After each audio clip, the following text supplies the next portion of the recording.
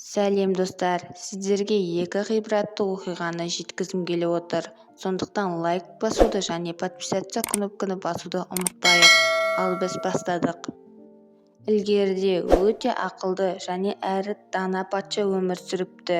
Ол ажалы жақындап, өмірден өтетініне көзі жеткен соң, балалары мен уәзірлерін мынадай 3 өсиет қалдыруға шешім қабылдайды. Мені жерлеуге алып шыққанда денемді қабір басына дейін тек дәрігерлерім ғана көтеріп алсын дейді.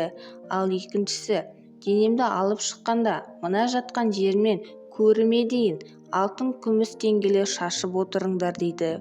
Ал үшінші, екі қолымды кебіннен шығарып, салбыратып, ашылған күйде қалдырыңдар дейді. Патша өсиетін мұқият тыңдаған бас уәзір оған барлық өтініштерінің орындалатынын жеткізіп, олардың мәнін түсіндіруін өтінеді. Сонда патша терең күрсініп, осы күндері бір нәрсеге көзім толық жетуде, артымда қалғандарға соны сабақ ретінде қалдырғым келеді. Бірінші өсиетімнің себебі, адамға өлім нақты келетін болса, тіпті қасындағы мықты дәрігерлердің өзі одан құтқарып қала алмайтыны, әрі өмір мен денсаулық ешбір адамның қолында емес екенін түсіндіру еді. Ал екінші, мал дүние жинап шаршаған уақыттарымыз бекерге кеткен екен. Сөйтіп өткен алтын күміске дейін артымызда шашылып қалатыны деген шындықты ұғындыру болатын. Ал үшіншісі, өмірге келгенде қолымыз бос болып еді, кетіп бара жатқанда да дәл солай бос күйі аттанады деген ақиқатты еске салу деген екен. Ал енді екінші ғибратты оқиға ана мен бала жайлы. Ал біз бастадық. Ас үйде тамақ әзірлеуден әбігерге түсіп жатқан анасының жанына ұлы жүгіріп келді.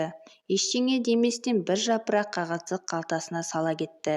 Анасы жай ғана жымиды да қолдарының алжапқысына сүрте бастады. Бұрыштағы орындыққа отырғызып қағазды ашты.